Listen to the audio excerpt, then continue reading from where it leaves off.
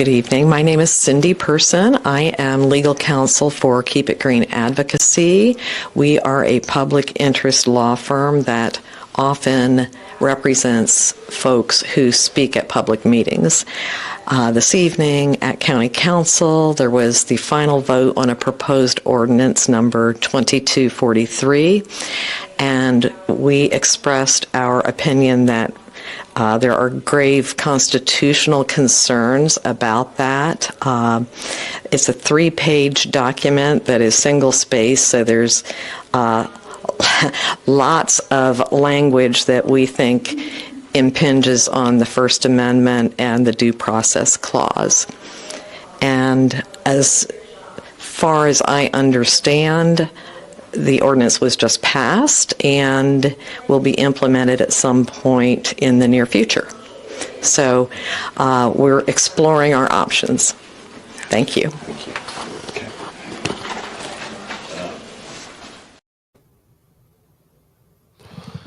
And there we go. Welcome to Real Talk Tuesday, everybody. Welcome, sir. How are you this Tuesday evening? Oh, not too bad. Not too bad. Had a rough start of the day, and probably that way for the next few days. But other than that, working through it. Made my way to the office here and trying to get some work done. And here we are. Yeah. I tell you, a lot's been going on in the news cycle. I had our first topic up there. I didn't mean to put it up there yet. But the topic of discussion has been the election. The election results. Of course, we got that last Tuesday, and there has been some. Of course, I expected some reaction. A little. I can't even say it's more than I thought it would be. I think maybe it'll subside here, and then people will refocus and keep what's important, at in focus. But what have you been getting on your end down throughout town? What's been some of the fallout from the election? Well, I kind of pushed back. I mean, I think it goes without saying that the outcome wasn't what I was expecting, what I wanted, to be honest with you, at the national level, and in some of the others. But it is what it is. But I think the sense that I'm getting, again, haven't dived too deeply into all the reactions across the board, but I think America right now is at a standstill, kind of figure out those that were, for the vice president, and seeing the landslide that occurred is somewhat perplexed. Although she came in, late into the the campaign season, if you will, it still appeared to be, she gained ground and things were moving, but the results of what they are. And so, a lot of things that were discussed, or just the divisiveness and those kind of things, it just had people kind of off balance. They wasn't, and so now nobody knows where to turn. Of course, the Democratic Party is scrambling now to figure out how do we get things back on. So they're completely right now discombobulated and eating each other now. It's been, I tell you what one of my takeaways from this election cycle here is on the national level is there was $1.5 billion spent in the run up to this thing between the two candidates. $1.5 billion. And I went to the where you can go and see the campaign where they're spending their money at, and it's interesting. It is interesting. And I think a lot of people are pointing the blame now. You got a lot of people who spent a lot of money who are downright angry right now. They like as if somebody could have guaranteed them some results in the election, and and it's Yeah, that's not how it works, and we know that it's your vote matters, and I think that's one of the lessons that has to be learned here, accepted, is that if you sat back at home and didn't vote,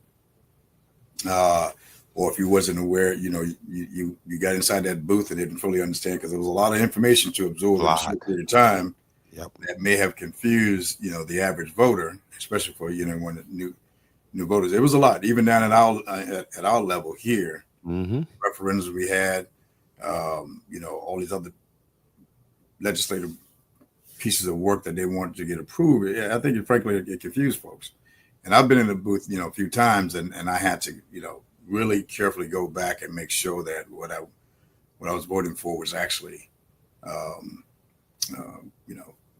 highlighted. I had to go back a couple of times, so I can imagine people who were just, and it's kind of intimidating, I think, for folks the first time, especially when you have that amount of information. So I think a lot of things plays into it, but again, the margin is so wide, you have to accept it for what it is. And I think as I dug into to these local numbers, Mm-hmm. I saw that playing out. As far what I saw playing out was the confusion. Because a lot of people just defaulted and voted party line. You know what I mean? Because it was a lot of information.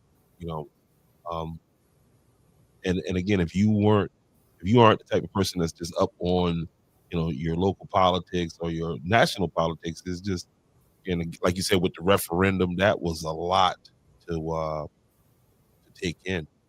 Yeah, and if they weren't paying attention along the way, with folks was trying to explain what to expect, then if this was the first time you see it, then I'm sure it was a sticker shock for those who just wasn't dialed into what to expect. And so then the results, as you look for the numbers here, the results are what I kind of expected. Yeah, in Georgetown County, the Republican Party came out they came out big. You see here in the straight party vote right here, it was 12,889 on the Republican side. And you see the other parties. I don't want to discount the other parties, so let me read them. Constitution Party had 9 votes. United Citizens Party, which was, I think the candidate for that was Cornel West. He got 77 votes. And you got and I you know what, I'm gonna do a little deeper breakdown and count those numbers, because you can count those numbers, those straight party numbers, and those numbers are taken away from either side. So but then you had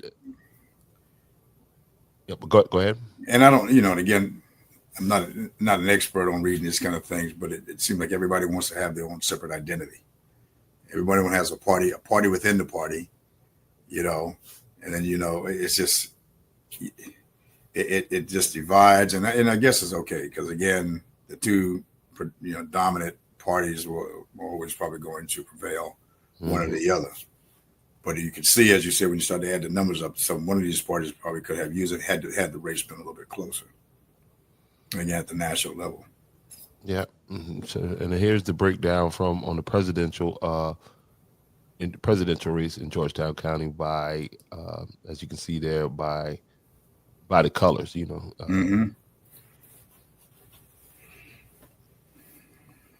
So 12,000 votes separation. Yeah. 11, 12. Yeah, and one of the numbers that stuck out to me in this election, I'm gonna pull this up, and this is gonna jump off the screen right here, is the fact that most people early voted. A lot of people early voted. I'm gonna show you that in this. Well, I guess we can see that in this number here. Let me break this down here a little bit more. Yeah, I think when you have these were the exciting races. This a lot was at stake. And I think folks didn't want to miss that opportunity to cast their vote, and so they were pouring in. The numbers were big. Just didn't anticipate it was going to be what the outcome shows us.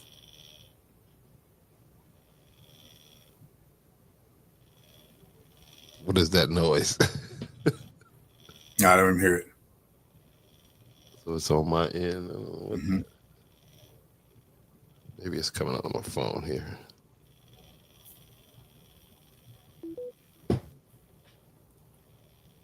Okay, I can't even hear it. I mean, I can hear it, but I can't find it. But let's see, turnout. Is this where I found those numbers at? Let's see here. But yeah, it's the numbers. It's a category on here that gives me the results. All right, let's see. Gives me the early voting numbers. And again, those numbers were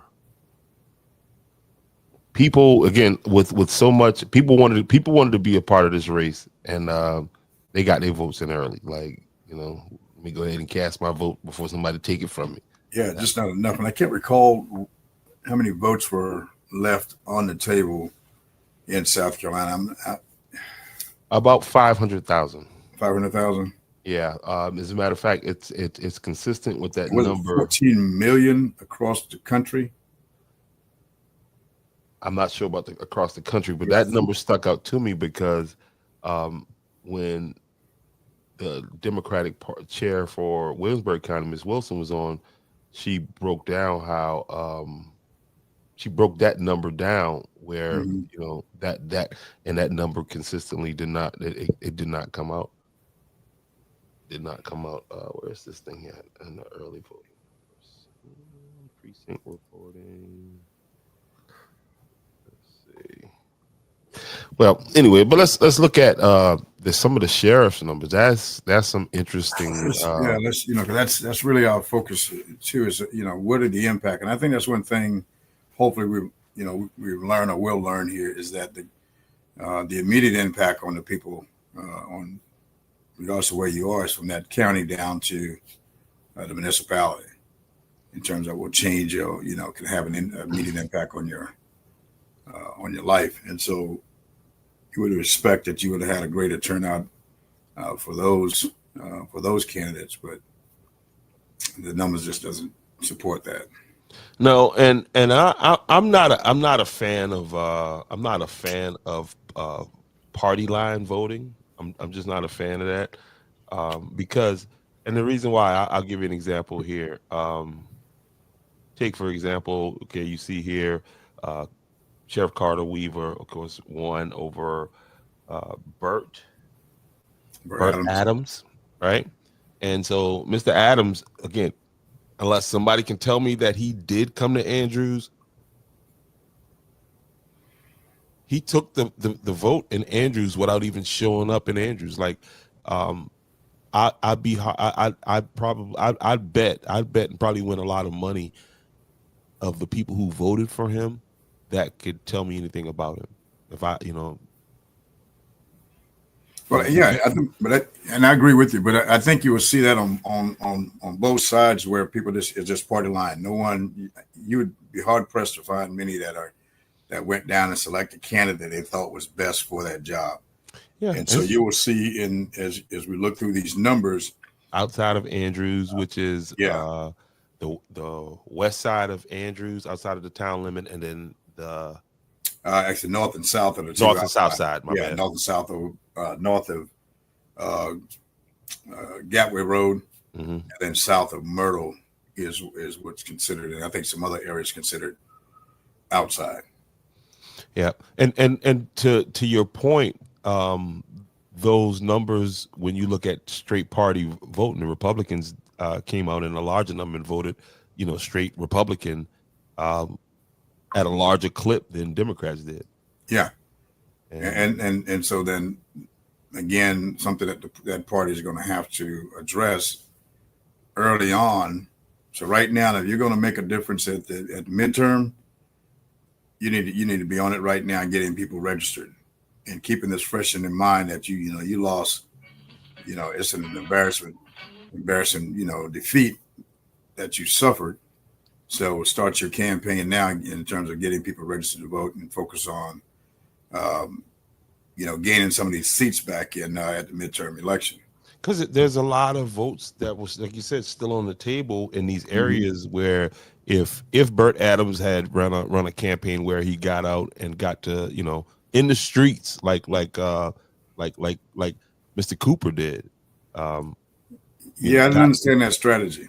well, and I mean, Mr. Cooper did it with a budget, with a shoestring budget. You know what I mean? he did. Now, I'm interested to see how many people jump on board now, wanting to be, you know what I mean, wanting favors from the county councilman when none of them open their pocketbooks to help this man run. The ones who did, God bless them, but a lot of folks should have opened their pocketbooks, but you know, And that's the nature of the beast. You know, that's you may not get their votes, but then once it's all said and done, you're probably going to get tons of requests oh man, for things that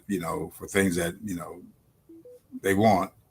And again, that it comes with the parking space. So, you know, again, for the candidate and for those of us sitting in the seat, we just got to be, you know, you're mindful of that, but your job is to represent the people, regardless of whether you got voted on, you know, by them or not. Whether there were some of the ones, you know, mudslinging, you still have to represent the people. But you look at these numbers, and I think for any candidate, you know, for someone that did not campaign, and you see these numbers the way they are, that means it's probably suggesting that you probably need to spend a little bit more time in that area and talking to those people. And again, I say these things, and I'm also taking my own advice because that's just how it is. And hopefully they're not voting for you, you know, again, or not voting for you because of a party or because of your, you know, man, that's race. here. You know, how much of all that's playing into this thing? I mean, you know, we're not looking at the demographic of these numbers, but I'd be interested to see how these numbers break down, you know, by demographics. I mean, and you could kind of, I mean, you could look at it on this map and see it, you know, pretty much. Just me being familiar with Georgetown County. You know what I mean? Your red areas are predominantly white areas, and your blue areas are predominantly black areas, and that's kind of what, you know what I mean? Potato Bed Ferry out there, Choppy. That's why I have problems, right? Yeah.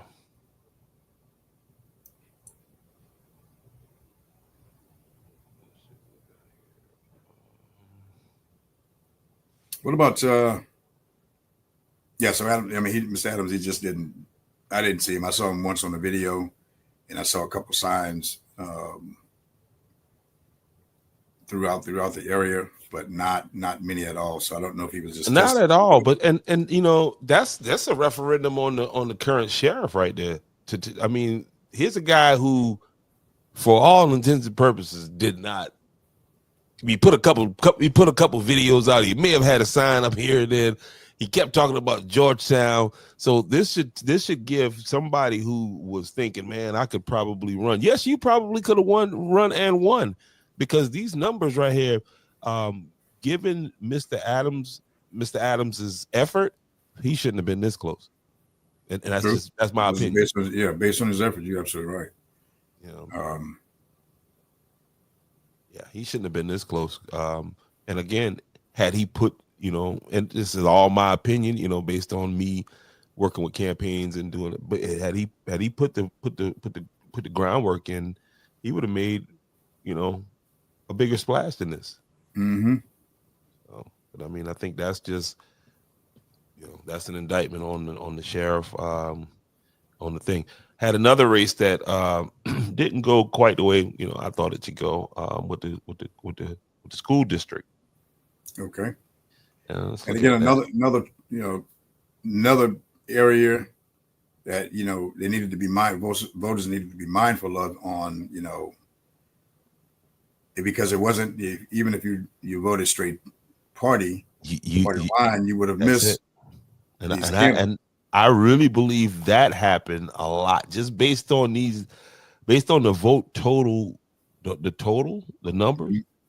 It did not. You know, you got to where people, again, like you said, voted party and closed it out. You know, didn't go down and all right, where are we at? School District 3. All right, yeah, and that race was between the two Johnsons, not related, Eileen and Sandra Johnson. And let's get a breakdown on this map here. Where's this? Show the map. Show the chart. Let's look at the charts. Let's look at the map. I mean.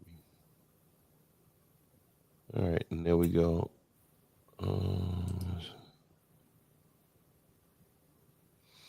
Now, from this, okay, and you can see here, the dark green is Miss Johnson, and The blue is Miss Johnson. what? Yeah, and the blue is Miss Johnson. That's crazy. If it's Ellie Johnson is green, and Mhm. Sandra Johnson is the light, like the bluish, That's the right. Miami Dolphin color, I guess you teal. And from here, land wise, Miss Sandra Johnson took more, areas. I don't know. Maybe those areas weren't as solid. I mean, as heavily populated. Let's see what we got. Yeah, that's what it is. Yeah, it's a spread. Okay, and there we go. What looks like is that certainly Andrews. Wow, and that's a big chunk right there that's missing there. I mean, where it's divided at. So that's part of that's Andrews right here, and then you got outside of Andrews. So right there, I think we went by 72 votes inside of Andrews. Outside of Andrews, she won. Miss Sandra Johnson won by 11 votes. And then we come down here to what area is this?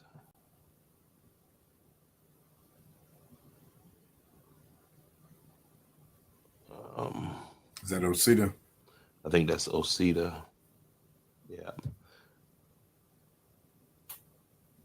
Lamberton, I see at the top there. Lamberton. Okay. Mm-hmm. Yeah. I see it there now. And then you got here Sampit. Yeah, Miss Sandra Johnson. In this area, which would be Santee, huge area here. She won by about 99 votes. Yep. And let's see what we got here. Yeah, landmass doesn't equal votes. Doesn't equal votes because I'm trying to see where the big. Okay, there's a big gap right there. There's 200 votes right there, and that's just Winyah Bay. And then let's get up here, Georgetown number 3. That's 20 votes there. 40. Oh no, it's 100 and something votes there. That'd be Pennyroyal. Yeah, that's where she took it at, up in the Pennyroyal. What's this? Spring Gully. Mm-hmm. Well, Spring Gully was close. And truthfully, I don't know how much groundwork was done by Miss Sandra. I'm not sure. Yeah, because the total votes on this was not very, and compare, given the significance of the just the general election, the vote count, I thought wasn't very. I didn't think it was very high. It's 2,268 votes total. Yeah, no, that's a low turnout. But again, where these particular where the school board was on the ballot, you had to deliberately go to it. Yeah. So you see all the other numbers in the same district and how many came out, and then you see the low numbers here. I think that's an indication that it just was not, visible. It was low information. Again, a lot more groundwork needed to be done. But you guys keep sleeping on Welcome to Anderson Podcast at the last minute, and that's going to be it. Again, like the mayor was saying earlier, for those of you who plan to run in this next cycle, the time is now. The time is now to get informed. The time is now to hit the ground. The time is now to start making these inroads into these communities that, that you're not trying to get a pulse of, what's going on in that community, what's going on with the people in that area. Yeah. And I think you're going to have this midterm because they'll find their footing. I think the Democratic Party will find their footing because again, after a slacking like this, it's nowhere but up. So people will get energized, and you'll see because what's going to happen with all of the things that's going to take place here after this, this transfer of power, authority, whatever the case may be.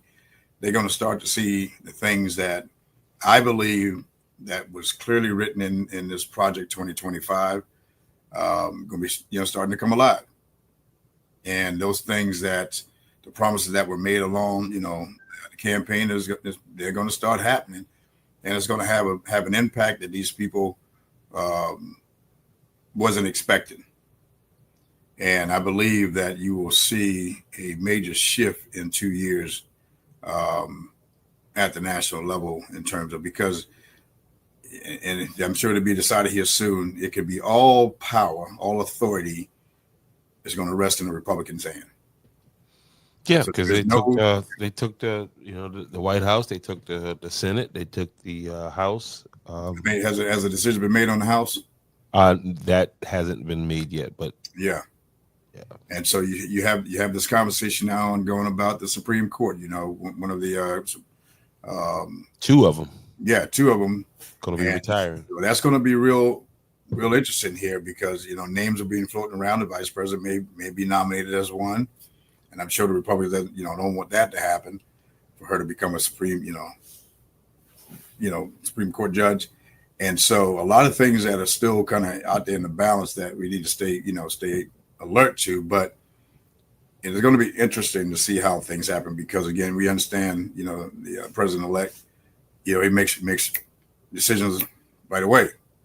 I'm paying attention to see who he's bringing on into his cabinet. So one of the authors of the 2025 project is now one of his, and I can't recall where he will be on the staff, but one of the authors of that document is one of his cabinet members now. So pay attention, see how it unfolds, because I think there's going to be a lot going on. It's going to be happening early on in January, these first few months.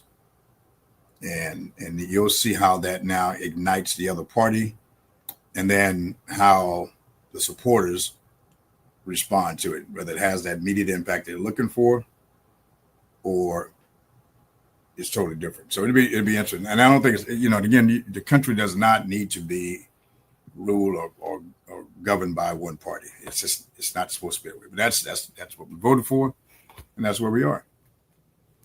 And we'll see how it unfolds, and then we'll see the response. But I think a lot of people right now are still kind of in that shocked phase. Yeah, trying to figure out, and then you remember the whole big talk we talked about a little bit. It was this whole big subject about the black men, swinging the election one way or the other. And so now you see the results. I don't know if you have that queued up, but you can see that breakdown across demographics at the national level, and where I think 20% of African American men actually voted, for President-elect Trump. And then, but you see on the Latino side, those numbers were huge. Yeah, and I'm gonna tell you what I think is driving that. A lot of what's driving that is the fact that the policies that are being pushed forward by some of these gender policies don't set well in the Hispanic community. They don't set well in the black community. And but really, with these people here, you're talking about machismo and all this other stuff going on here. You think white men don't want a woman being in charge. No, that's not gonna happen. You talking about and I don't think that is a. I think that's I don't think I'm being offensive when I say that, because the facts bear that out. Like, the fact of the matter is that black men had the right to vote in the United States before white women. Period. Okay. Mm-hmm. And so this is that kind of thing that but with the Hispanic you would think, and I'm gonna tell you, a lot of folks making the mistake, and they do this with us, with black folks too.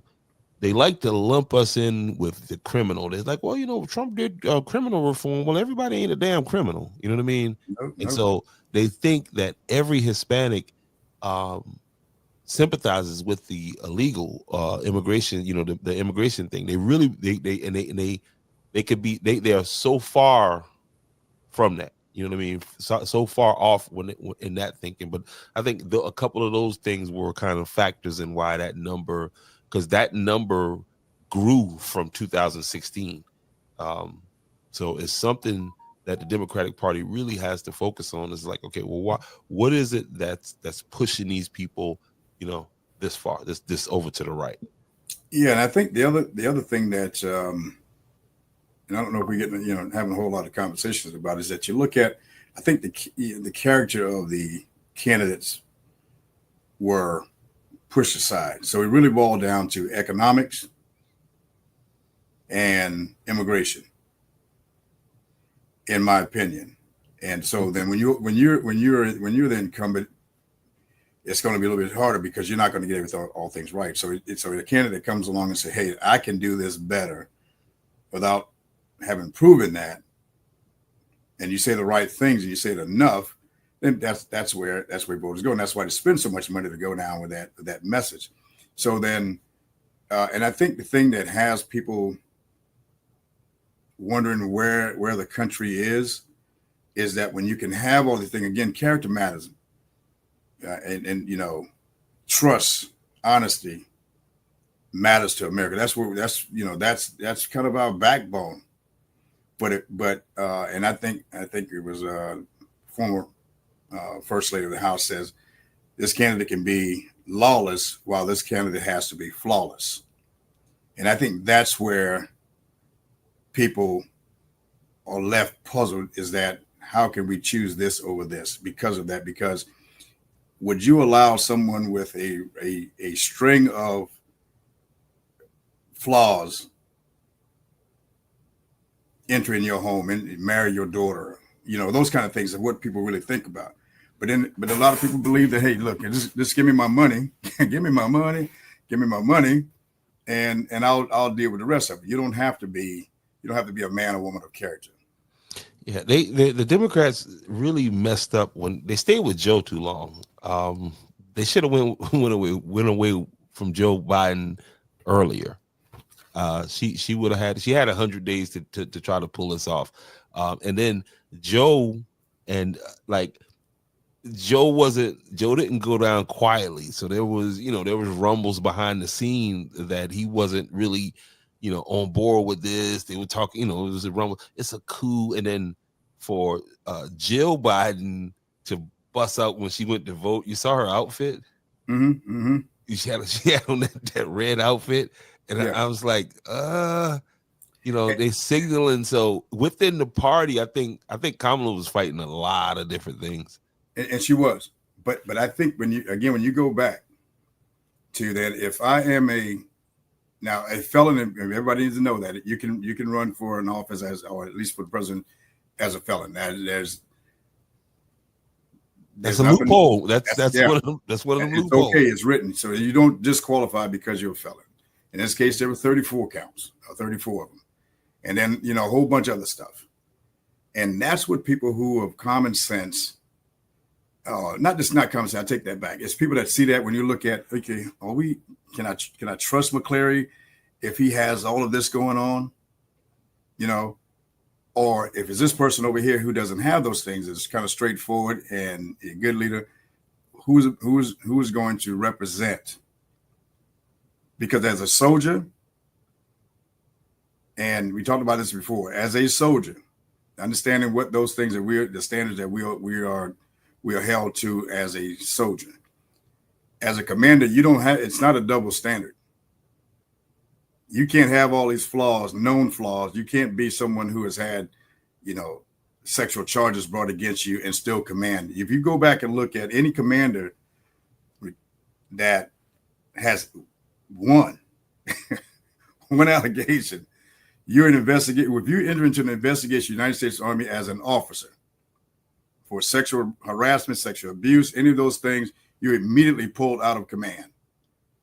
And a very small percentage of those guys, after they go through this long, stretched out, drawn out investigation, very, very few, if any, are allowed to go back into command. You're immediately moved away because now you have disrupted the good order and discipline of that unit. And so then when soldiers and leaders are held to that standard, then you have the commander in chief of the United States Armed Forces, who is their boss, have these things. And you're talking about a force that has to go deploy across the world. We constantly have soldiers in over 200 countries doing some real tough stuff. And if there's a double standard, it has an impact on the morale. And if you screw the morale of a soldier up, then you just put him in harm's way where he's not focused. And it makes it very difficult for those subordinate commanders to hold these soldiers and themselves accountable for their actions, behavior. When then I'm looking up here, then there's a different standard for my boss. Those are the kind of things I think that many of us are wrestling with and asking, say, how is this even possible? And I mean, even that, you down on here's the thing, and this taking place in Florida now. I don't know if you heard about it, where the FEMA a supervisor, where she decided to send folks out after the storm, and it was like, listen, if they got a Trump sign in front of their house, you pass them by. Now, this is one thing to say that, but then she put it in like text messages and then in emails, like, so she should be, and she probably got fired. She did not get fired. She should have. She should have got fired. She should have gotten fired. That's not okay. But my point is that this is the kind of, people going to be faced with that kind of dilemma. You know what I mean? Like, and what do we do now when we have a person that have served umpteen years as in prison? Probably one of the smartest, because you got some real smart white collar. I was thinking about that. I was thinking about that, and I got a joke about it, but I was thinking about that. Listen, you know what I mean? Stop applying for them jobs and run for president. Because you have some geniuses that are locked up, have done some real bad stuff, on the white collar crime level. Yeah. But you're telling me now that guys can come out here now and just run and represent this country across the world. Hey, what they say and the impact that it has with other foreign leaders, because it's just not accepted. That's why you will see the Putins and the Kim Jong-il and all those guys on an island pretty much by themselves, because they're bad people. And unfortunately, some of these character flaws align with them. And I think that's what the heart of America is struggling with. Is this what we've become? Hey, man. I mean, you remember there was a guy that sat in that Oval Office that wore a brown suit and almost got stoned because he wore a brown suit. Because that's not the standard of our U.S. presidents. You're in, those are the things that are expected of you. Something that small, but you got raped across the coals. But now that standard has been changed, that anything goes. Just as long as you can make me $1. And that's where we are. Again, I have my issues with what they call a fair and free election. You know what I mean? Yeah. It's this is what we what it lends itself to. Yeah. On another note, locally, there was two tax hikes. Again, when we were talking about voting party and then having to go down and see all this other stuff on the ballot to have to kind of siphon through. Well, the Capital Project sales tax, and they did a recount. So I guess the recount, I don't know if it's official yet, but I'm not sure. But it is. Let's see. Let's go back up here to results. All right, let's go to. you had two referendums that were on the ballot, and one passed barely, and one did not pass barely. And so here we got right here the local option sales tax, and this came down to, man, what is that number? 64 votes. Yeah, about 64 votes out of. Why do you think the voting was so close on these two referendums? Again, my opinion, I don't think that voters went in there knowing that, hey, this is what, I'm going to select this and not this, because it's. I think there was something, again, how it was arranged in. Well, I don't know, because it was simple to me. You vote yes, yes. Well, we lived that, and we lived the capital project sales tax in the other referendum. We're still living it. Yeah, still living it. Yeah, still living that. We will benefit. We being Andrews. Again, if the rules and the laws, not just the rules, just the laws are followed in terms of how this thing is supposed to be funded. When does this capital project sales tax take effect? When does that start to? Well, the collection period, I believe, begins in April of 2025. April of 2025. Okay. And then it goes for 8 years. Okay. So it's settled on 8 as opposed to 10. Yeah, 8 years. So I think it's 4 year increments. Okay. And at the end of that period, then we can go through this process again. And I believe if, again, barring any craziness in terms of mismanagement of these dollars, I think it'll be something that the people will probably vote on as they start to see the results, because there's some really, really, important projects in there that, that addresses some of the water and sewer issues throughout the county, and other key things that, again, it was a very fair process, I believe, in terms of how the commission went out and brought all of the information to the people, had them participate as a part of this thing. And I think they had a better understanding. The loss, they didn't spend a lot of time on that at all. No. And I don't think the penny sales tax would have passed had they not put that last effort in toward the end there, when they did that, whatever those groups were that did that campaign in Gab, which started a big blow up, because people were like, well, hey, how are you doing this? And then at the very end of the write-up, he had, oh, this is a paid ad. I think you should have put that in the beginning. But then there was another group that bought ads, saying, pushing for no for this. So I think that's why this passed as opposed to the local option sales tax. And I'd love to hear from anyone that selected yes for the sales tax and knowing what they were doing. Wasn't an accident, because you're talking, again, 64 votes. It could have been 64 mistakes out of all of them in there that that an oversight or whatever the case may be. Mm-hmm. And or just got exhausted.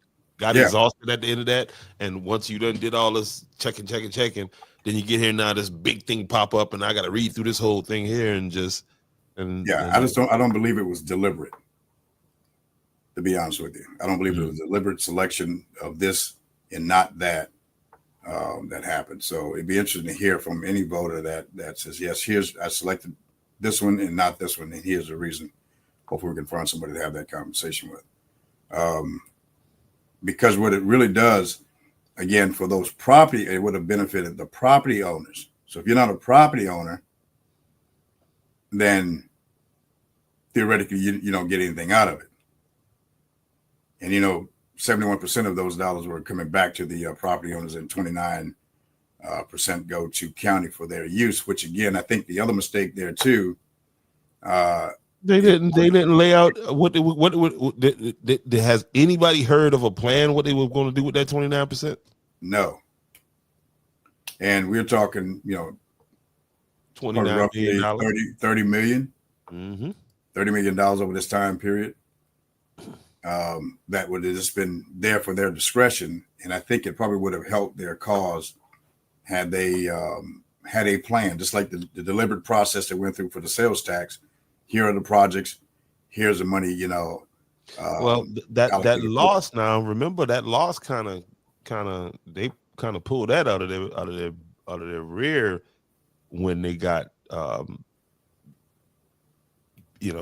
when Carter Weaver came at him about that $1 million that he needed. And yeah, that seemed like it was a second thought because this came out of nowhere. This came Yeah. after, because remember they held, and this is me speculating, they held that penny sales tax until after your election. they announced that immediately after. They figured, damn, we ain't get them. And they announced that. you think they were trying to get rid of me. Oh man, that was part of the whole game, man. But man was supposed to come in there, and they was gonna remember. It's been said, they'll fix that building when a white man becomes mayor of Andrews, South Carolina. So I mean, Well, it doesn't help that my mother's last maiden name is white. That didn't help. We need to run that by them. Listen, we do have a white there technically. Come on now, give us our building. That's amazing if that was part of the strategy. But again, you're right. So people are paying attention. People are paying attention. I think we're not giving the voters enough credit that they're paying attention to, because of all that we've discussed about the 2014 sales tax. They had to put the effort of being transparent and going through this deliberate process, which they did. And again, kudos to those guys on the commission. But I think it got sold. Look, these pictures right here, these pictures compelled them to. So, we were there. So I think that gave people, a lot more confidence, but I think they got tunnel vision on the sales tax because it was they thought it was going to be such a hard sale given all the baggage from 14 that the loss, and I think you might be right. If we go back and take a look at it, that loss probably didn't come into effect, or it didn't. It came after the budget when they had that special meeting over at the airport, mm-hmm. and Carter Weaver put the smack down on them. And then they had that meeting. They had a meeting at Winyard, and that's when Mr. Gilliard and everybody else was telling them, "Hey, look, you guys need to come up with a different way to get You even spoke at that meeting Mm-hmm. about coming up with a more creative way to instead of putting the burden on the people.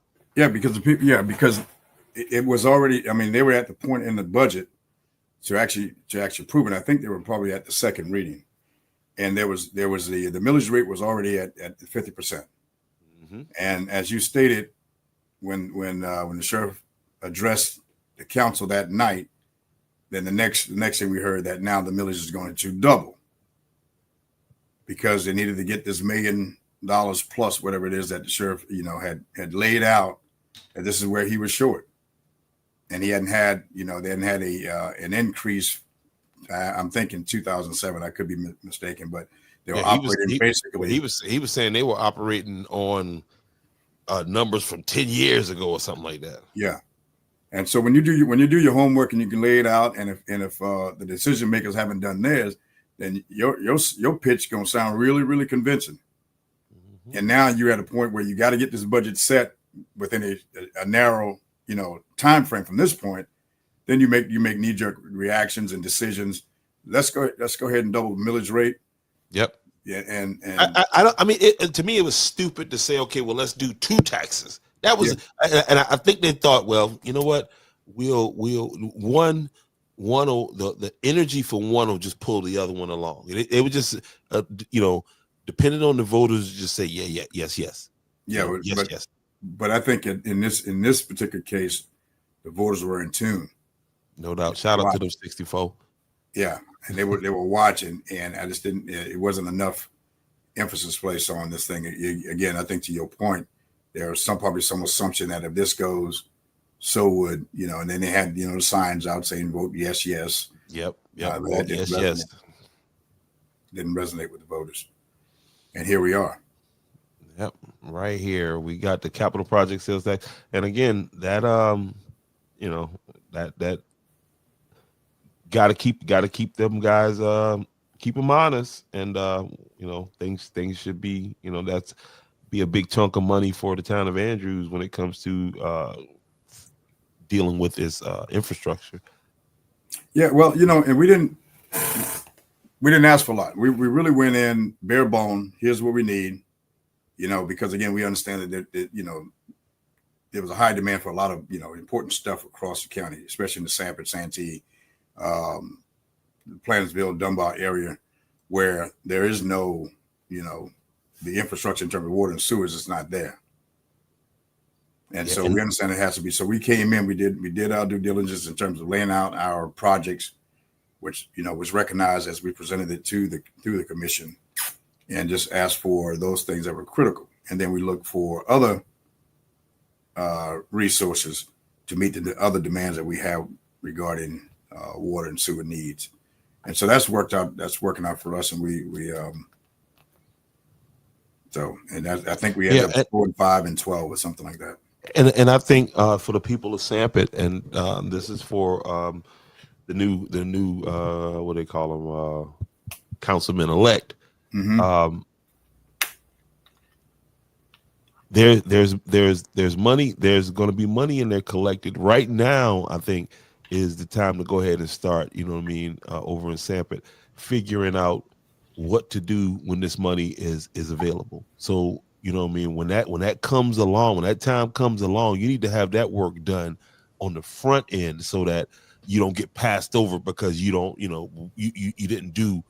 didn't push or didn't do what you're supposed to do on this end. Now we got some time ahead of us, so you can go ahead and kind of plan ahead and iron out those things as to what is going to be the cost to the people, so that they can start preparing themselves if there's going to be a cost. You know what I mean?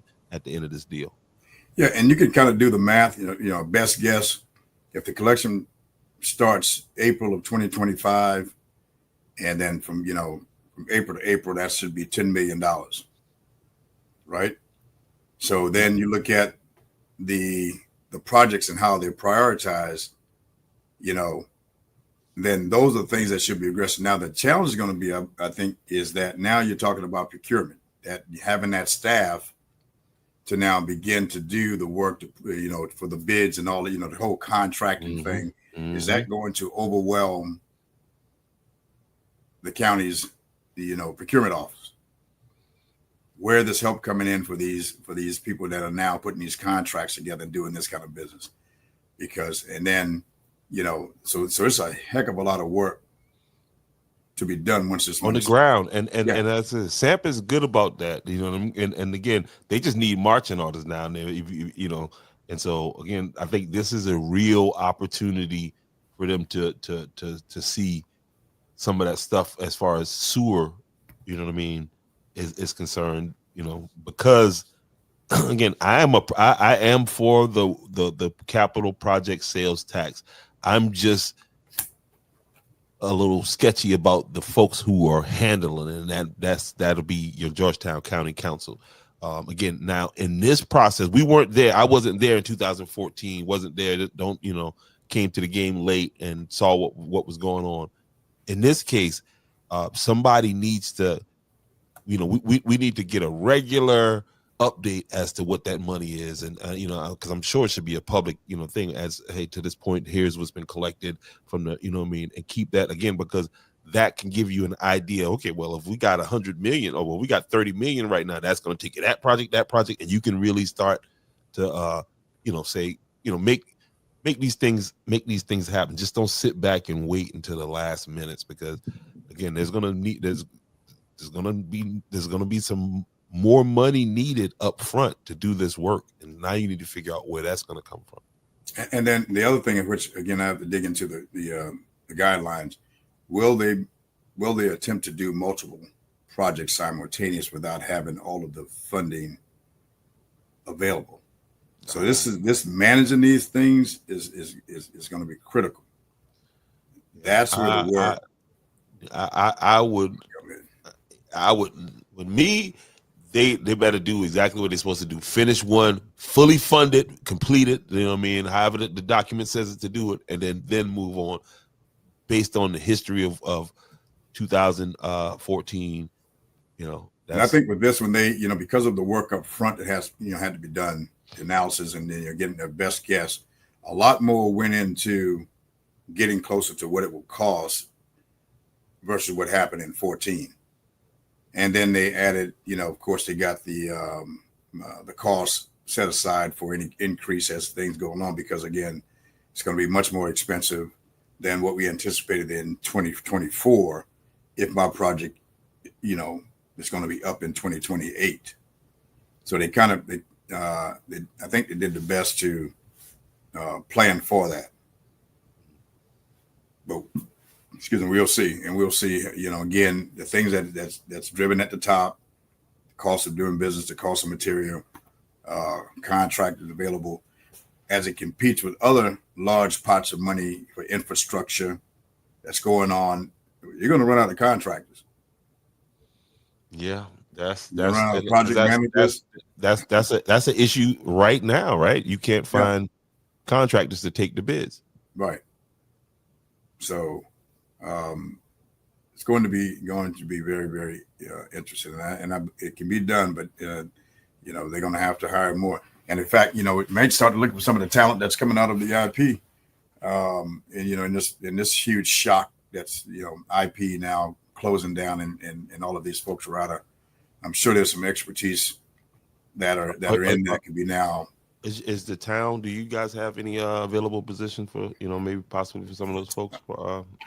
Just a couple officers. Yeah, police officers. Yeah, so certainly. I think there's about 3 or 4 positions that are available right now. That I think Chief just hired one that will begin here in the next week or so. But there's some opportunities again. I don't know if the available jobs that will match the number of people that are going to be out of a job here soon, but certainly quality people coming out of that facility that could be employed here in the county. And we're looking. I think there's going to be a job fair, if one hasn't happened yet, to address what has happened over at the international paper. So yeah, I mean it's a big deal, man. And my heart goes out to the families and the employees there, man, because that. The way I understand it, there was a short notice. It may have been a short notice on. It shouldn't have been. No, it shouldn't have been. And the reason why I say that is because I did some research, and this company has been downsizing all over the country. So this isn't nothing new. You know what I mean? This wasn't a surprise, and then I'm not sure, but I don't know who is supposed to be listening to like the earnings calls, but they talked about this in 2 different earnings calls about this mill, Georgetown mill, being the largest one of the because at the point when they let that mill go, when they announced that. There's a total of like 1,500 international employees across the nation in various places. Georgetown being basically half of that 1,500 number. Wow. of the people that's unemployed. But yeah, it's going to. I mean, you see, we're still recovering from the impact of Oneida folding in the late 90s. Well, one of the spokesmen for IP said that he had already been approached by multiple potential buyers from that property. So it's not like it's been a quiet thing. You know what I mean? And the young man who I spoke with, who works there, he said smart guy. He saw things started to happen over time. He was just paying attention, reading the room, and it was some indicators that something was about to happen. Now, he did not anticipate this, but he knew there was going to be some major change in that company. But again, nevertheless, we've got a ton of people. Yeah, and that's we're talking the mill, but then there's going to be a down the line effect that happens also with this. Yeah, you got the truckers, the trucking industry, the logging industry. Those guys are scrambling. So it's a ripple effect. And again, my heart goes out to them.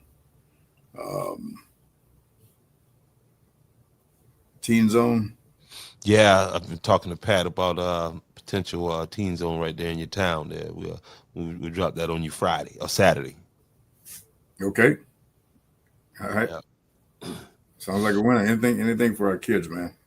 No doubt. All right, listen, I got one more topic I want to talk to you about. I'm glad Pat's here, because I guess he'll definitely add to the but it's one of them things that just won't go away right there, and that's the Oh man. Yeah, some of the homecoming 2024 tailgate mishaps. And again, I'm not trying to be a troublemaker or anything like that, but I think stuff. You got any, so just for our listeners, you got any clips out there that we can kind of show them? Yeah, give me a second. Go ahead. Give me 1 second. Where do I have those? Yeah, it's still, some of the conversation has tailored off. It's almost like anything else. What's new on the top of the news feed, but this one is still requires some attention. Yeah, and it's I think it's because it's not.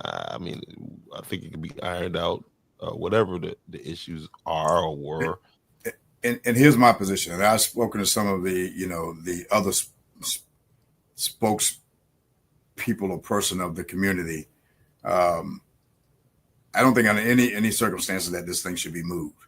Okay, because the money raised from this tailgating that Principal Mahone and the team does, you can see the results of that. That goes into the sports. I've seen upgrades in the cafeteria where things now again that just makes the school, it adds so much to the school with these funds. Now, however, we're going to have to address the policy, and I think the other piece we got to understand this policy was put in place about 2 or 3 years ago at the district level. And it read then that, again, I'll just paraphrase. The bottom line is that if you're not in by the end of the first half, then the gates are closed. Now, is that fair to people who purchase online in advance and that stuff? Absolutely not. But that's what they were operating on coming into it. And again, it's like any other subordinate organization to the higher, you're going to have to follow the policies. And unfortunately, we had some really, it just was a bad look.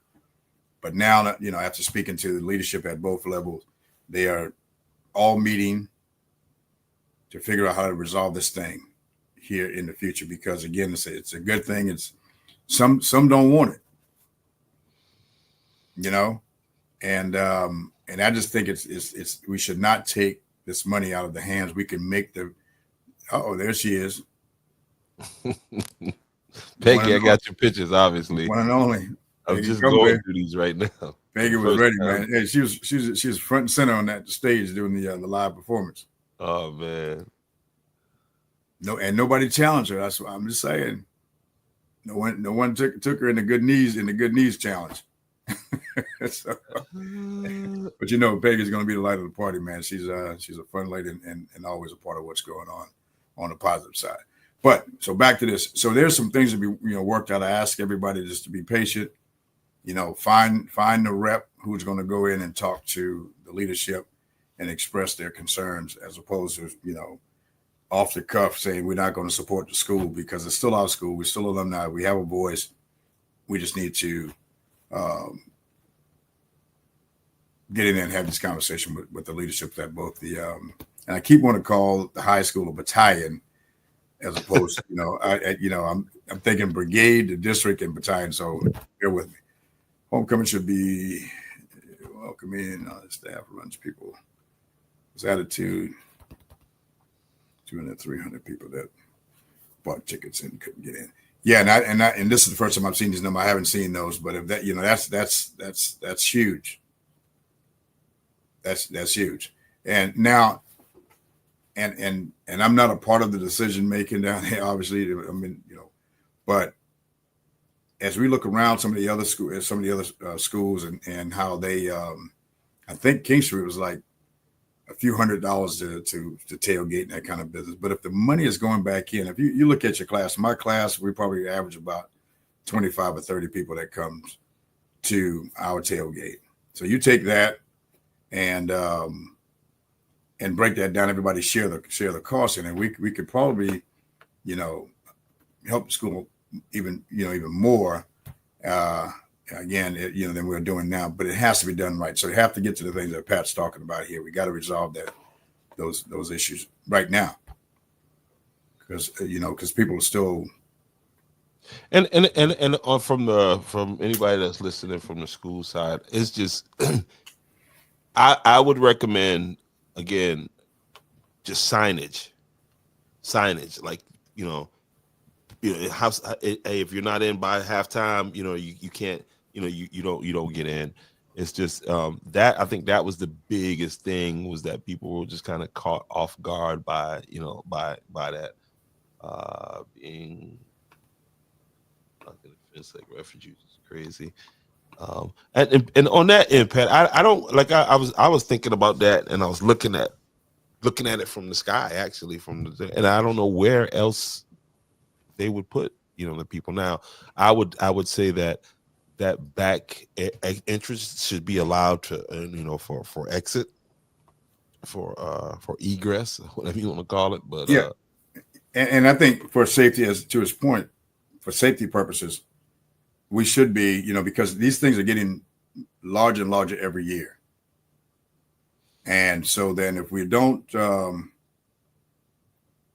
have it, entrance and exit or an exit, on the backside over there by where the baseball field is, then you're going to have everybody trying to come out through one gate, and they have two exit points, and it's just so much confusion there. So I think all of those things should be on the table for discussion and to get resolved. One of the things I've heard from one of the staffs is, we didn't want the traffic going that way because of the players. I think that's something we could really easily manage. They can be out of the way and get, and use that thing, because you're talking about hundreds and hundreds of cars, and you just can't filter them out through one gate. That is just impossible. And Pat, I agree with you about the halftime thing, but this is where we're saying that, like, we got to be at these district meetings where these rules are being put in place, so we can challenge these rules right then, because it's just like I tell my boys, if you get pulled over by the cop, on the side of the road is not the place where you adjudicate anything, you know what I mean? Right. And so yeah. Got shout out to Voorhees. Voorhees had a homecoming this weekend. What we got here? What did Miss Hannah say here? She says, I was in Las Vegas during homecoming and the Heritage Festival, and you missed a good time. You missed a good time, but I heard nothing but good things. Yes, and again, it was overall, it was for me, it was beautiful. You know what I mean?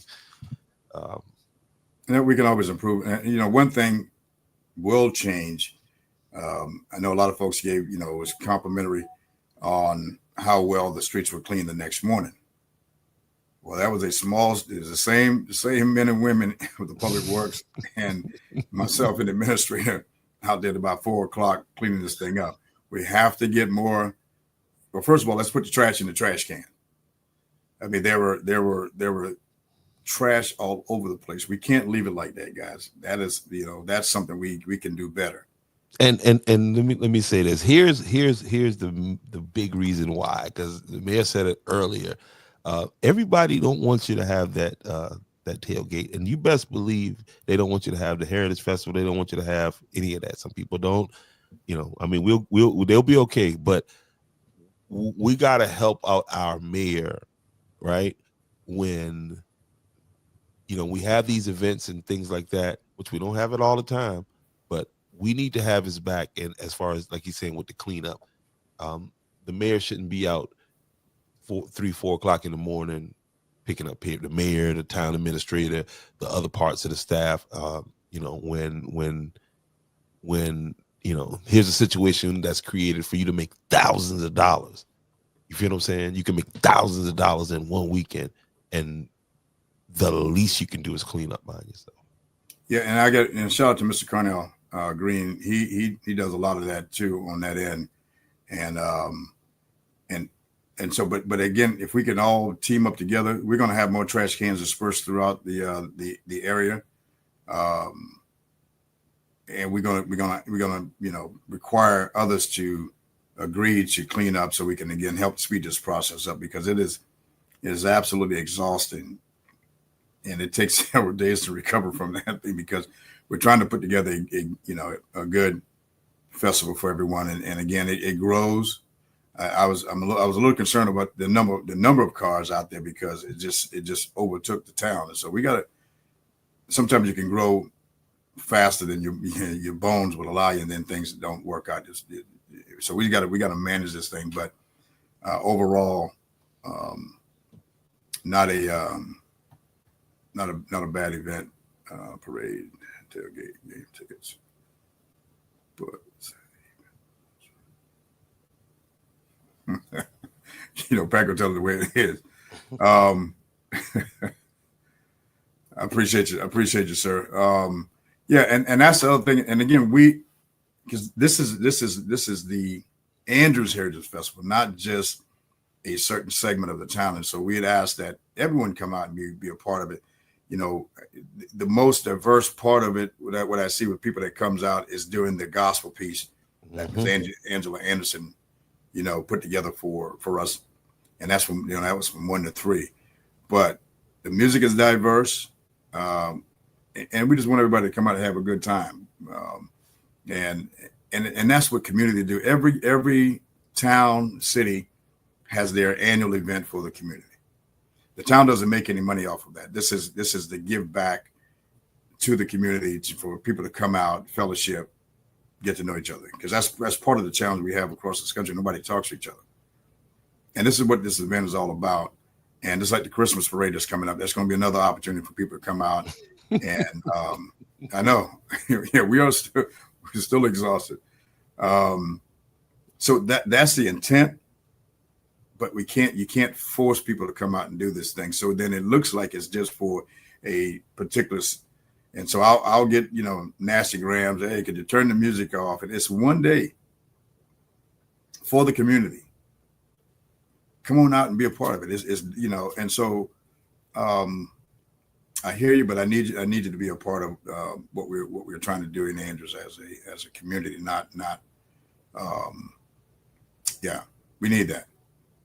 We need you out there. No doubt. I'm about to pull up some pictures, some shots. Jay just sent them over to me. He emailed them to me. Okay. And these are some awesome shots too. So I definitely want to get these up here. But, while you're doing that, I just want to remind people the Christmas parade is on the second Sunday of December, which I think is the 8th. This one is going to be a little unique. Last year we were kind of forced, because of the weather, kind of forced us into a night parade. This was going to be a night parade designed for it to be at night. So light your get all of your floats lit. We'll have Main Street is looking a lot better now. We have most of the lights out there fixed. But let's make this safe and have a lot of fun.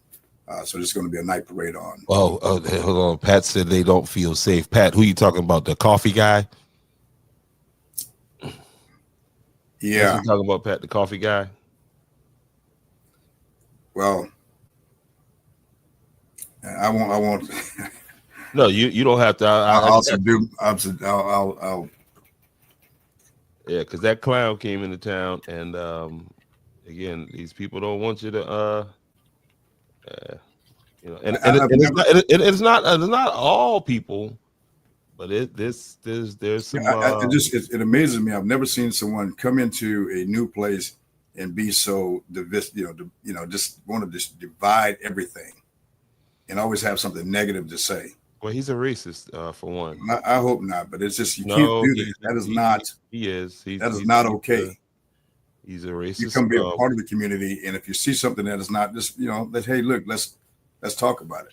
No, this is the guy that wants to approach people, put people, very off-putting. When he walks up with people with guns. The only Jack and Andrews walking around with a gun on his side because he's a scared punk.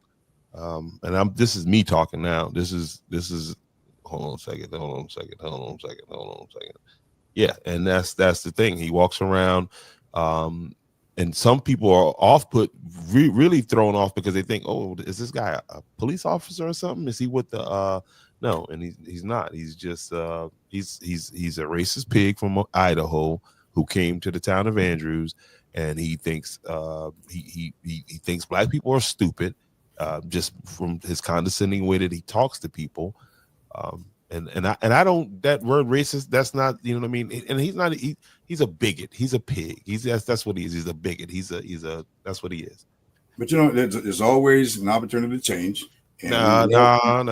We welcome everybody. The opportunity. That dude came into Andrews with that foolishness. That's why nobody's buying that coffee. That's why nobody, he tried to divide the town racially, right?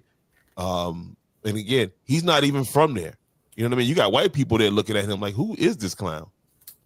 And that's just the fact.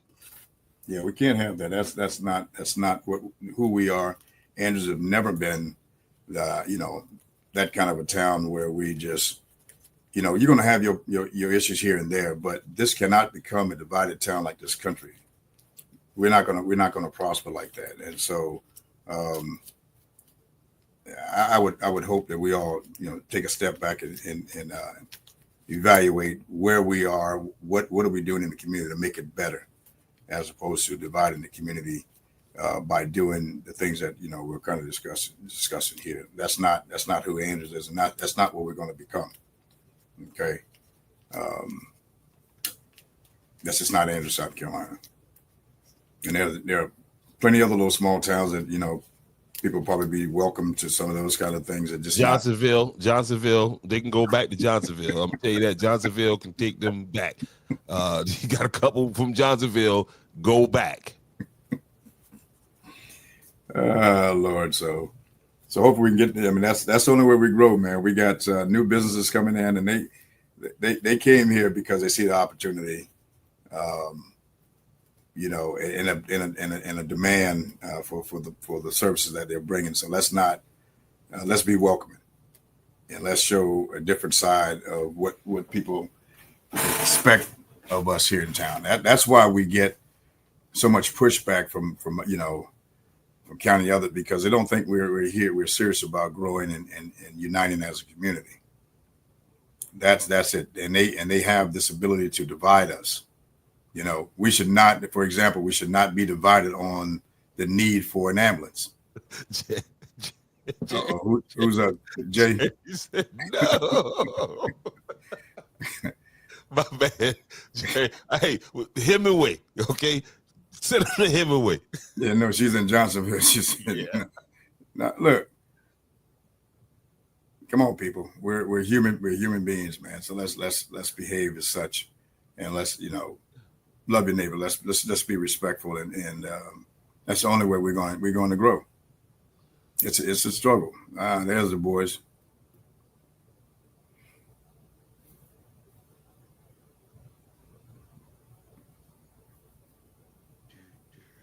Just a good old time, man. This is you see, it's unfortunate that we didn't have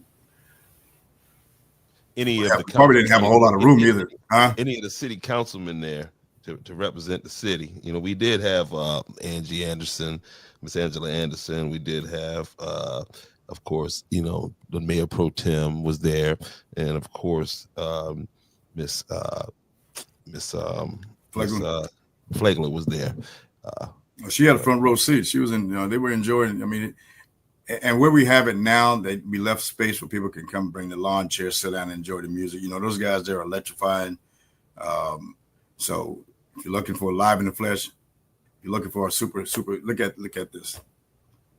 This great. Now the other thing too, I see these cute faces up front, and I think that's one of the things we're going to look at next year too, is putting a curfew on. Send them churn home. Kids got to go home. Golly. That was that. Speaking to the chief, he said that's where that's where they were most challenging. You know, of course, we centrally located the APD control cell. That's where the kids were supposed to be right there. Kid Zone. It was put on by some great new businessmen that just moved into the town. Right. Let me see if I can find them guys. Give them guys a shout out. They drop some bands on that right there. That's where the kids got to be right there, not front and center. Yeah. And it was a time. It was a cutoff time. They really enjoyed, you know, one of our local talent, you know, Muvana, and the kids really enjoyed her. But again, there is a time that they shouldn't be out among the adults at this time. So we're going to enforce that next year. Because the kids zone will come down at a certain time. That was a kids zone you were just showing. And again, that's great work from Clean Feed. Jamal, you and Jay, you guys did a fantastic job. The festival was broadcast across the world. So one of the performers we had there was just from Nigeria, and his family back in Nigeria had the opportunity to. What is it? Hey, okay, all right, hold on. Let's see. Hemingway out, Johnsonville out. God dog it, I gotta get a place now. Jerry, y'all gotta take one of them because she from Johnsonville, and she need to go on back. Okay, one of them. Now this other guy, okay, we can't send him to Hemingway. We can't send him to Johnsonville. Turbyville. We said no. We're gonna send him to Scranton. Oh no! I know exactly where he needs to move to. Coward, South Carolina. Not Coward. Coward, South Carolina. Is there a correlation? Oh my goodness! Hey, come on, man. The head is right there. On behalf of it. Oh my God! But man, yeah. So you guys, and again, anybody out there listening, if you want your program broadcast, you need to contact Clean Feed. You know, folks behind the scene, again, which is Jamal Richardson and Mr. Jay. Man, Jay was on here earlier, right? Yeah, Jay. There's a link in the description, man. Click the link in the description real fast. Yeah. And hey, there's another talent I just spoke with last night. When she gets on board, man, we're going to have a pretty powerful multimedia platform that can do a lot of capturing the history. You know, of course, right now I'm on the SA 250 commission. Oh man, interview gonna be dropping tonight with Ms. Marley Canteen, Ms. Marley Michelle. Yeah. I spoke to her last night. No doubt. Did an interview this morning, man. Very interesting. Looking forward to, again, like you said, another set of lenses for the that's here for the people. Yeah, I'm if I can, you know, because of course, you know, I've got a family emergency I need to deal with, but the plan is to link up with her in Pilo to go down to the museum in Georgetown. Of course, yesterday there was the unveiling of the Francis Marion large mural on the side of the museum down in town. So if you get an opportunity to go down and check that out, I recommend you do. But there's a lot of work, and we'll talk about that offline about some of those opportunities out there. No doubt. Speaking of the Christmas parade, and there's going to be a night parade, right? Yes. Man, that's awesome right there. Bowman, South Carolina, move out of the way. Andrews is in the building. All right, Town of Andrews night Christmas parade, Sunday, December 8th. The lineup is 4:30 p.m. Parade starts at 5:30 p.m. 430 East Main Street behind Exxon gas station. Food trucks, toys, and craft vendors will be on site. Tree lighting at 7 p.m. That was a great event last year. So it was cold. So maybe it won't be that cold this year. Who knows? South Carolina weather's kind of schizophrenic. But the tree lighting is going to be at 101 North Morgan Avenue. That is Town Hall. Bonfires are going to be at the gazebo from 7:45 to 9 p.m. There will be coffee, hot chocolate, and s'mores. Vendors can sign up for. Are you going to block off the street again? Vendors can sign up. Yes. Okay. Vendors can sign up online at townofandrewssc.gov. Yeah, typically. I'm sorry. Go ahead. I'm sorry. For questions, call 264-8666. That's 843-264-8666. Go ahead. Yeah, what we do typically, we'll leave the roads blocked for a couple of hours after the parade to allow the vendors and people to get out and mingle, do it safely, and so that's just, we won't have any of the music. This is just the people coming out and enjoying and fellowshipping again. There will be parts, I think, down on the west side of the town that probably be a little bit more active in that regard. But yes, ma'am, I am on the SC 250. I am a commissioner appointed by the governor of South Carolina. So we'll get to talk about the Gullah and Mr. Austin. Now Miss Pila, she's a pretty decent historian on Black history. So we got to make sure that that's a part of this conversation, which it is. And we'd like to have, we will have a small team, again, being a part of the Georgetown County. And so they'll be able to, again, to add input to this whole celebration that's going to take place here in, I think it's 2026. No doubt. Let's see, where is this thing at here?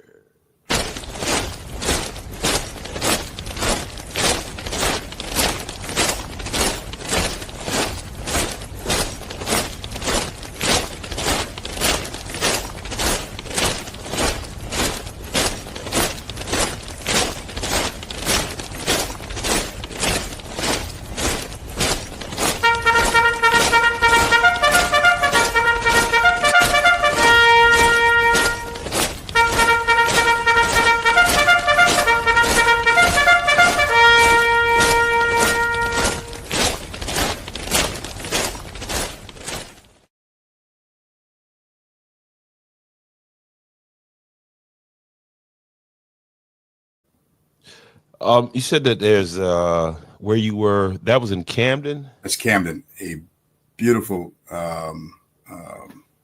battleground out there in Camden. They do a lot of, I mean, that's what Camden's tourism is centered around, the history, because a lot of battles took place there. Absolutely. Rich history, man. So I think, I recommend folks go down. The folks welcome me in, again, being the newest commissioner.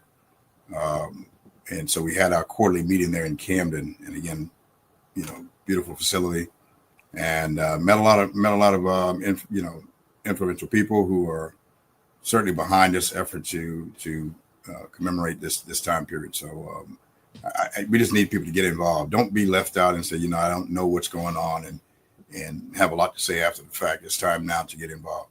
There's opportunities. If you go to SC250 website, you'll see there's opportunities for grants and all those businesses. So it's well funded. We're trying to get more funding for it, but all of that effort goes towards this big celebration that's going to happen, and that's what funded the big mural you'll see on the side of the museum there in Georgetown. So let's get involved now. Let's not have this afterthought and say that nobody invited me. The mural. Who's the mural of in Georgetown? So you have it's Francis. So Francis Marion, but he also has, when I walked up again, I'm not a historian of to any stretch of imagination, but I am learning, because once I'm in this position, I need to know what I'm talking about. But then when I walked in and saw this mural, I did not expect to see representation of African Americans in part of this Revolutionary War. But for lack of a better term, Francis Marion, right-hand man, was Mr. Oscar. And Pilo can talk to you about, into painful detail about his role in the Revolutionary War. Mm-hmm. And I will obviously get more familiar with it, but there's a story to be told. There was an opportunity for enslaved people to fight, and they were promised freedom and all this other business doing this. Some of it was granted, and a lot of it wasn't. But there were African Americans out fighting for the independence of this country. Crispus Attucks was the first person to die in this war. He was a black man up in Massachusetts. So here's an opportunity for us to get involved and have that part of the American Revolution told and seen in the books. I bought a print, so I'll have that, get that framed, and that's the only way you can ensure that the full story is being told, by being there, being at the table. And if you don't, just like this election, if you didn't vote, find something else to do besides complaining, because it's too late. Yeah, it's too late now. You gotta rock out for the next 2 years. Yeah, that's right. We're gonna be all right. We keep the faith, work together. It's gonna, just hold all of us that are elected officials and yourself and yourselves accountable. No doubt, Jay. Big J. They can't Jay log Burgess. on right now. That's the mastermind behind this live streaming there, Mr. J and Jamal. Very impressive, man. You guys do great work. So glad to have you on the team. And if somebody wants to watch the entire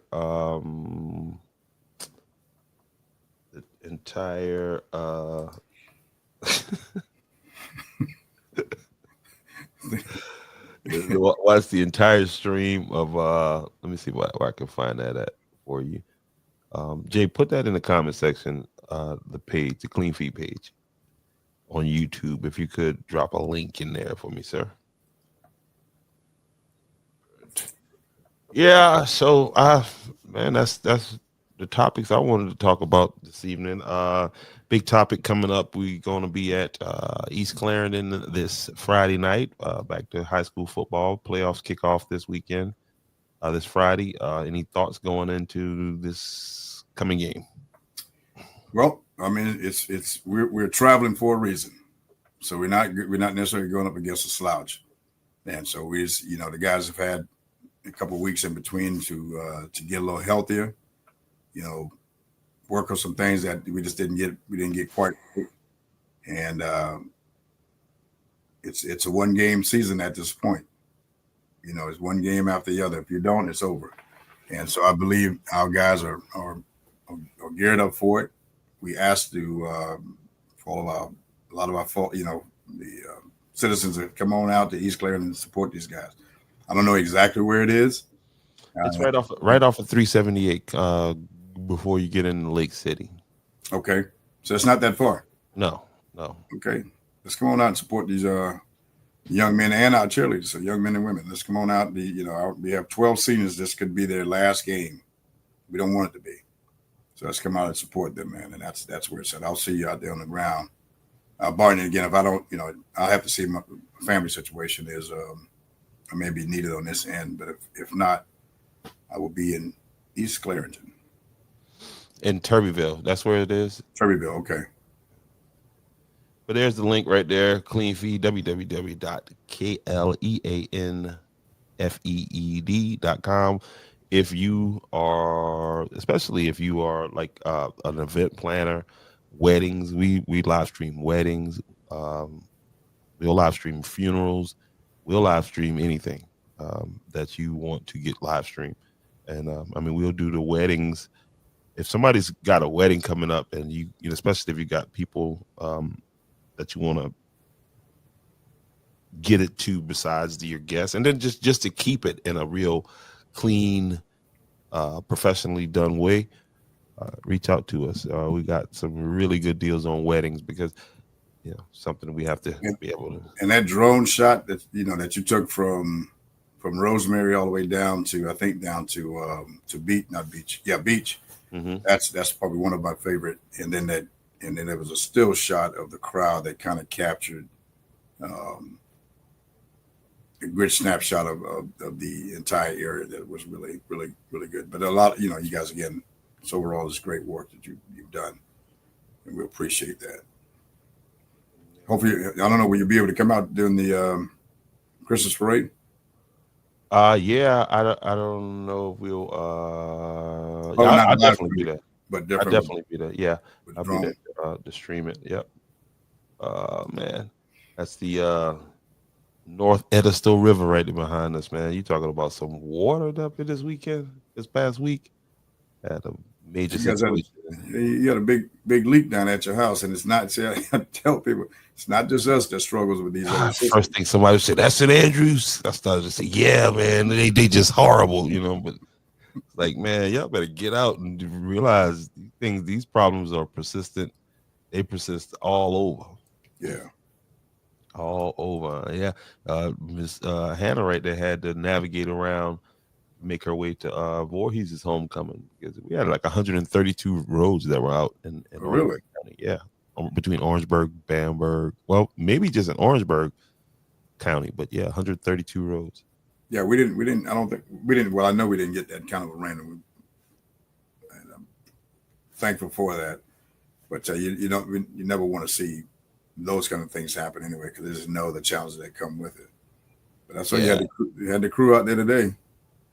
Yeah, they showed up today, and that thing was it was What was it? A 2-inch pipe?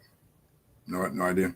no idea. I know it just kept spewing, and they you know, my concern was when they packed it, make sure that I don't have a big, you know, dent right in the yard. So, but they'll probably have to come back because it's going to have to settle in. Yeah, Yeah, they did. They did a fairly good job. I was sitting there watching them. But yeah, yep. So man, that's about all I got for today.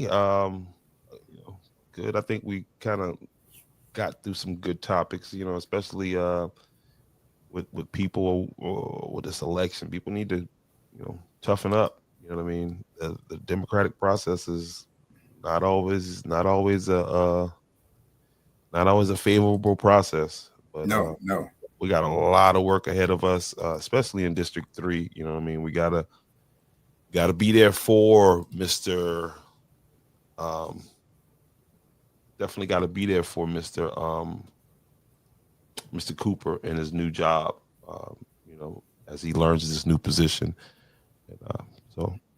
Yeah, you're right. Let's get out to these meetings. I think the next county council meeting, he will probably be in his seat. I don't know if there's one in December, but he'll be taking the seat here real soon. So we'll get there. We get out and support Dr. Giles at the district. Not just not supporting them, but again being a part of the entire process. Let's come to the meetings. Yeah, and I'm gonna say this: Black people in Georgetown County, y'all better get up, man.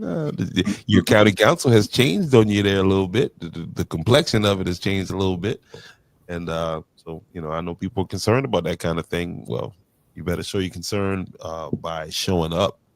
I'm an advocate for diverse, staff or council, whatever the case may be. That's not the case now. But I think, and I'll say this, and I'll be quiet. I don't think these, even at the county, we're nonpartisan where we are, and I don't think the county should be a partisan council either. Because right now it is the scale divided. Georgetown divided. It lends itself to be Republican dominated. Just by the numbers, you know what I mean? Just local level, it should not. Should not be. I don't know why we would be voting on party issues at the county or the municipality level. The city level, it's just people, it's community. We all should be, on the same page. I got it at the national level. That drives a whole different train. Down here, problematic. Yep. So whatever. All right. Appreciate you, man. This actually was really helpful because I've had a very emotional, draining day today. I'm sure there's more to come, but this has been helpful. I almost canceled on you. I'll be honest with you. I almost say, "Hey, bro, I'll see you next week." But I'm glad this is a good distraction for me, and I just ask for people to pray for each other, pray for our community. And certainly for the adults, man, like we have to be. If you're an adult, you got to be an adult at all times. I'm just going to say that. Yep. If you don't think our kids are watching how we behave on social media and in person, you have another thought coming, because they are. And so when, our First Amendment is our First Amendment, but we should have something that something in it that tells us, hey, this might not be something we need to man, viral drives that, bro. make, At this point now, make light of. That viral drives that. I know, but viral drives that. Yeah, but that's part of the challenge that we have in this country, in this town, this county, in this country. But we as adults have to remain adults at all times. That's all I say. No doubt. All right, guys. Hey, I appreciate y'all for hanging in there with us. For those of you who have not already, please go ahead and hit the like button so we can get more people into this conversation. Hey, appreciate the comments too, Pat. Man, we'll hopefully we can get together and the others that still looking for some resolution to the situation of homecoming and other things that so appreciate your comments, man, and we'll talk soon. No doubt. So y'all, good night.